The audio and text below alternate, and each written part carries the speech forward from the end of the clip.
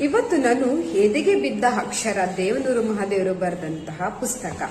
ಇದರಲ್ಲಿ ಅಸ್ಪೃಶ್ಯನಾಗಿರುವುದೆಂದರೆ ಏನು, ಊರಾಚೆ ಎಸೆಯಲ್ಪಟ್ಟವರ ಅಸಹನೆಗೆ ಒಂದು ಉದಾಹರಣೆ ಹೇಳುತ್ತೇನೆ. ದಲಿತ ಹುಡುಗರು ನಮ್ಮೂರ ಹೈಸ್ಕೂಲ್ನಲ್ಲಿ ಬೊಗಸೆಯಲ್ಲಿ ನೀರು ಕುಡಿಯಬೇಕಿತ್ತು. ನೀರನ್ನ ಕುಡಿಯಲೇಬೇಕಲ್ಲ, ನಾನು ಉಸಿರೆತ್ತದೆ ನೀರು ಕುಡಿಯುತ್ತಿದ್ದೆ. ಆದರೆ ಕ್ಷಮಿಸಿ, ಆಗ ನಾನು ಯಾರಿಗೂ ಕಾಣದಂತೆ ಆ ಪಾತ್ರೆಯಲ್ಲಿದ್ದ ನೀರಿಗೆ ಉಗಿಯುತ್ತಿದ್ದೆ. ಈ ಬಗ್ಗೆ ಈಗ ಬೇಸರವಾದರೂ ಆಗ ಅದು ನನ್ನ ಅಭಿವ್ಯಕ್ತಿಯಾಗಿತ್ತು. ನನಗೆ ಇನ್ನೂ ಅರ್ಥವಾಗದು ಅಂದರೆ ಅಸ್ಪೃಶ್ಯರ ಬಗ್ಗೆ ಕಾರಣವೇ ಇಲ್ಲದ ಅಸಹನೆ ಪಡುವ ಜಾತ್ಯವ್ಯಸ್ತರ ಮನದಾಳವೇನು ಎಂಬುದು. ಇದಕ್ಕೆ ಚಂಡಾಲರ ಕಡೆಗೆ ನೋಡುವೆ. ಯಾಕೆಂದರೆ ಚಂಡಾಲರಾದ ಅಸ್ಪೃಶ್ಯರು ಬ್ರಾಹ್ಮಣ ಹೆಣ್ಣು ಮತ್ತು ಶೂದ್ರಾದಿ ಗಂಡಿನ ಮಕ್ಕಳಂತೆ.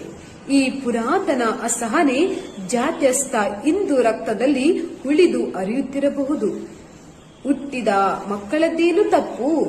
ಈಗಲಾದರೂ ಇದನ್ನ ನಾವು ಅಂದುಕೊಳ್ಳಬೇಕಾಗಿದೆ.